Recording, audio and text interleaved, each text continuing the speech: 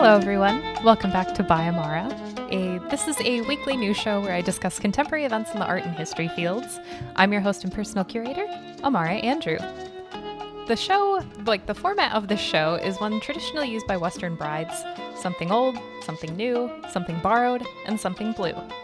This week on the show, we're going to be discussing the tomb of Nefertiti, the future of a 1970s punk haven, yet another piece of Keith Haring wall art, and an art collection being sold for over $1 billion. All that coming up on this episode of By Amara. Let's get to it. So before we dive into our news stories for this episode, I always like to do our little old news segment. Little old news. That's actually really cute. So for our old news, I wanted to touch upon archive. So I've mentioned it in my past 2 episodes now. I finally got to go through one of the voting procedures, if you will. This one was really interesting. I'm not going to talk too much about it, but I just wanted to briefly touch upon the process and everything like that. It was a voting process for 2 digital artworks. It was very straightforward. I'm in their Discord, like I said, which if you become a member, you will as well be added to their Discord. So they were just like, hey, go vote. It's on the website. You just use your little username thing. You log in, you get a little description about each artwork, and you just click which one you think that they should acquire. It's really amazing. It was one of those moments where it's just like, wow, like I'm in the future right now. It's so bizarre.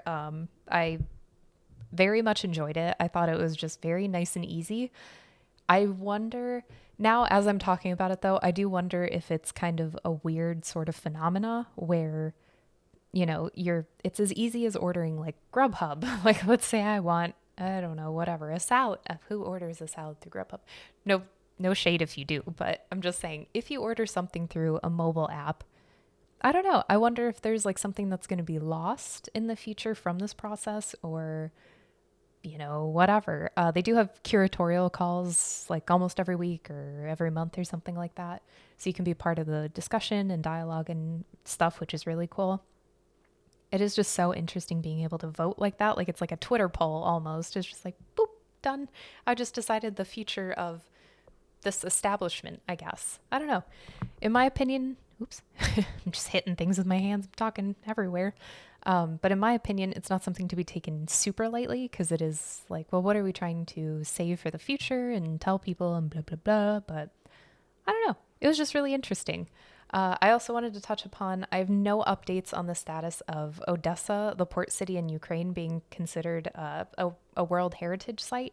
I don't have any updates on that yet, unfortunately, but I hope to soon. I also don't have any updates yet or first-person accounts of City by Michael Heiser that I discussed in the previous episode as well. I am dying to hear what it's like. I really would love to go, but like I said, just got back from Miami, so we are not going on trips anytime soon. But if you have gone to City by Michael Heiser or know somebody who has, comment below, let me know, or just send me an email or something like that, or send me a link to a story or whatever. I'm very curious to hear what it's like, so just let me know. Okay, so now on to the news stories.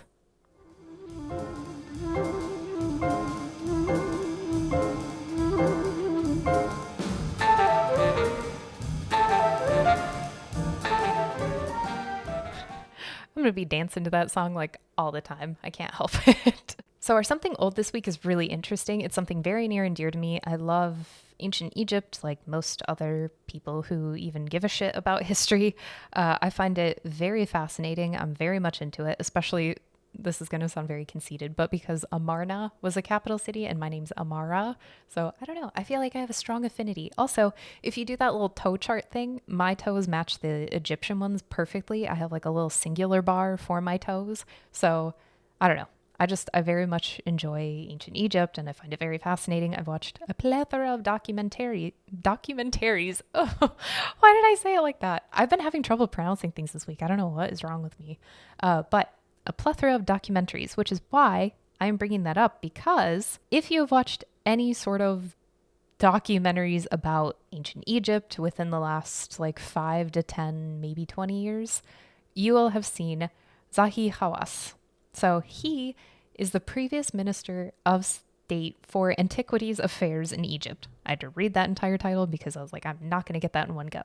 He claims to have solved the mystery of where Nefertiti's tomb is. So according to Hawass, he and his team have DNA from 18th dynasty mummies, Akhenaten to Amenhotep II or III. They also have 2 unnamed mummies in their care right now that are labeled KV21A and B that they hope to be able to announce in October 2022 as the wife of King Tutankhamun. So her name was Ankhesenamun and her mom, Nefertiti. So like I said, again, if you know anything about ancient Egypt or even like remotely care about it, the tomb of Nefertiti's been something that's been searched for widely because it's just really fascinating and really interesting. It's like, where are her remains? Among many other reasons, there's one primary reason why it's been so difficult to locate Nefertiti. So when her husband Amenhotep IV ascended to power, he basically did away with the entire traditional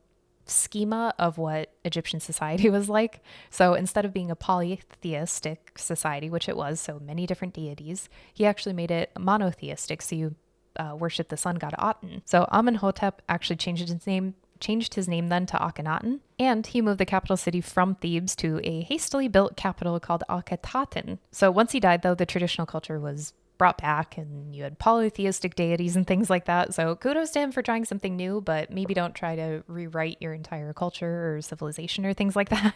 Like I said, when he died, his all the traditional stuff was brought back. His memory was essentially just erased, and his burial chambers and things like that, same with his wife Nefertiti when she passed away a few years after, they were just removed from history. There was no trace of where they were laid to rest. So I am very excited to see if this is even King Tut's wife or if it's Nefertiti, so his wife's mother. I'm very curious. I cannot wait to see what happens. So next month, October 2022, we will find out. And that's a wrap on this section. Get it? Because mummies, they're all wrapped up.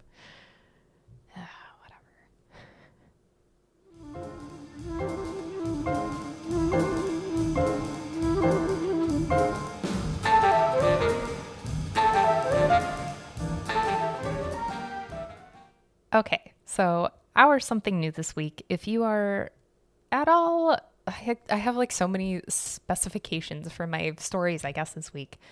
If you are at all an original punk aficionado, or even just give a shit about punk history or the history of New York City, you will have heard of CBGB. CBGB was a legendary punk rock and roll kind of dance club bar thing. They closed in 2006, so they were open in the 70s and 80s. So they were peak amazing acts. I would have loved to have been even just alive at that time. But so the Ramones, Iggy Pop, Sex Pistols, Blondie, all these amazing acts passed through CBGB. So the venue actually closed down in 2006 and it became, I think, a John Varvatos shop or something weird like that. But now it's being converted into an art gallery. So it's going to be called Amanita. They'll have their first gallery showing starting September 29th. So just very soon, in just a couple days, at 313 Bowery, which is the address for CBGB. So Amanita is actually a series of art galleries. They have one in Florence that opened March 2021. Amanita was conceived by the grandson of Cy Twombly, K.O. Twombly. I actually have no idea how to pronounce his name. I'm so sorry. And Tommaso Rossettani Suckert, whose great uncle Curzio Malaparte was an Italian artist.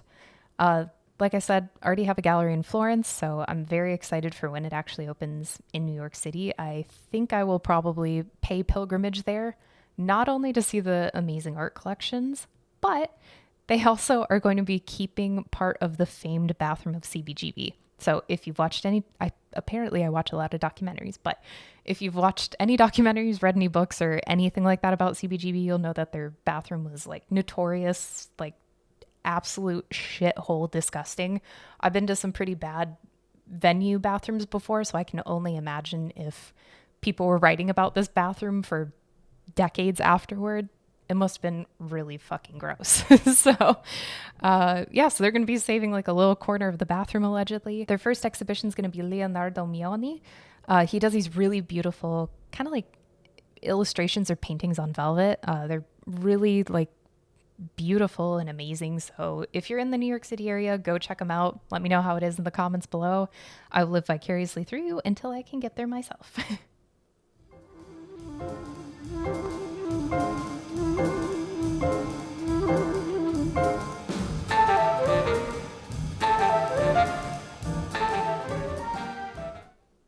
So our something borrowed this week is yet again another piece of Keith Haring wall. So apparently this was a thing that he enjoyed doing. I'm just teasing. But so I covered a piece of wall art that was being taken from his childhood home that he drew right before he passed away in episode 1. So go check it out. In this episode, though, we are talking about a piece of art that he created at Bard College. So again, it's a series of, oh God, sorry, my Amazon delivery person just scared the fuck out of me. Whew. Anyway, so again, we're looking at a series of Radiant Babies, which is like his quintessential piece. Like, you know that's Keith Haring. So he drew 5 of them on this piece of wall in 1981 when he went to Bard College. So he was invited there to speak about like the merits of graffiti, or the ethics of graffiti. Sorry, not the merits, the ethics.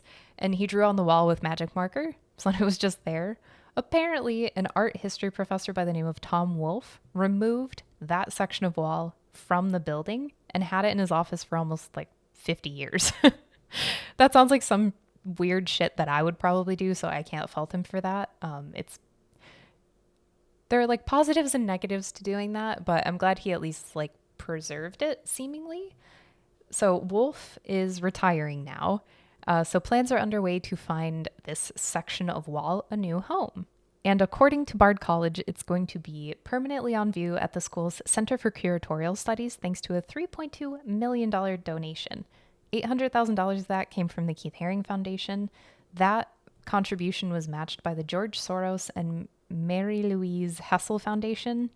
I have no idea how to say that, so that is how I'm saying it. So they matched the contribution. I'm now very curious where the rest of that money came from. Well, maybe from your tuition, Bard College students.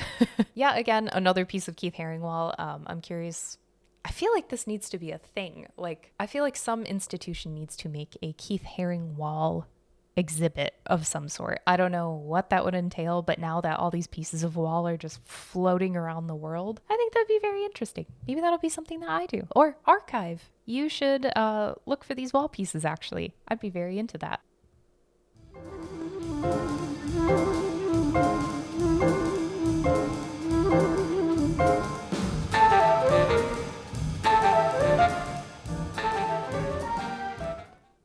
Can't help but dance to that music. I don't know why. Anyway, so our Something Blue and our final story for this week is going to be about a massive art collection that is being sold in a couple months, November 2022. So there's a series of paintings that are going to be auctioned at Christie's in November 9th and 10th to be specific. This is going to be from the Paul G. Allen collection, and it's split into 2 parts. So like I said, the 9th and the 10th. Not that ridiculous, but there's a lot of art that's being sold at this auction. So Allen was the co-founder of Microsoft, so he has buku bucks, like money galore. He died in 2018, so now his massive art collection's being auctioned off. So I'm going to tell you a little bit about his collection. There isn't a whole ton that's known about it currently yet. It's supposed to be on a traveling exhibition around the world throughout October, so hopefully we can get some photos and things like that or more information. What we do know, though, is so his collection spans 500 years of art. Artists included are Jan Bruegel the Younger, J.M.W. Turner, Edouard Manet, Vincent van Gogh, Georges Seurat, Paul Gauguin, Claude Monet, Gustave Klimt, Jasper Johns, Georgia O'Keeffe, Francis Bacon, Louise Bourgeois, one of my favorites, René Magritte, also one of my favorites, and many, many others, apparently. I think even the grandson of Sigmund Freud, Lucien Freud, he has a couple of his pieces as well. There are also going to be a variety of mediums included in this auction. So he had painting, sculpture, and mixed media. I personally am most intrigued by a painting by Georges Seurat called Les Petits Ensembles, Petite Version, from 1888. In this painting, I'm looking at it right now. If you're watching on YouTube, I'll have it up here on the screen for you. Sorry, podcast listeners, you will have to search for it yourself. In this painting, so you have 3 nude ladies, blah, blah, blah. It's pointillism, beautiful, wonderful, whatever. There is a miniature version of Le Grand Chat in the background. I live in Chicago currently, and at the Art Institute, Le Grand Chat is like I guess, kind of our Mona Lisa in a way. Either that piece or a couple others, but we'll talk about that maybe in a future episode. Maybe we'll go on a field trip or something. But seeing Le Grand Chat in here is just very cute. I don't know why. I very much love seeing it in this context. I just think it's fun. I don't know. Then I'm like, are we in his studio or something? Because if he's working on Le Grand Chat, I don't know. I have a million and one different questions about this piece, and I'm definitely going to be looking at it a bit further. So, anywho, that is the piece that I'm most excited for. And get this. Apparently, this piece is estimated to possibly sell for over $100 million. Not gonna lie, if I had that amount of money, I'd probably consider it. I'd probably consider a lot more things before buying this painting, but including like philanthropic pursuits and things like that. But that would be a very fun artwork to have, because then you have this like iconic piece of pointillistic art within another iconic Georges Seurat painting. I don't know. I love the meta nature of it. Art within art. So besides that piece, this collection is also very interesting because it's slated to sell for over $1 billion. $1 billion with a B. Buh. That is wild. So there are 150 artworks that will be sold. The Le Précieux Ensemble is slated to be one of the higher ranking ones, the higher monetary value ones. Same with the Van Gogh and things like that. Allegedly, all the proceeds will be dedicated to philanthropy. There's no specific anything that has been publicly shared yet. That's what Paul G. Allen had in his will, I guess, is that he wanted the proceeds to go to philanthropy. So if you're philanthropy, enjoy the money. And like I mentioned, the collection's traveling around the world throughout October, and then it'll be on auction at Christie's in November. So that'll do it for this episode of By Amara. I hope you enjoyed. If you're watching this on YouTube, be sure to subscribe and like the video if you liked it. Also, you can subscribe on Apple Podcasts, Spotify, wherever you get your podcasts, so you can do that too. You can send me any stories you find particularly interesting. Just email them to me, or you can comment them below with like the link or whatever works for you. You know, I'm very easygoing, so it doesn't really matter to me. Again, thanks so much for listening / watching, and I hope you were entertained by some of this art news this week. Yeah, that'll do it for this week. Again, I'm Amara Andrew, and never stop creating.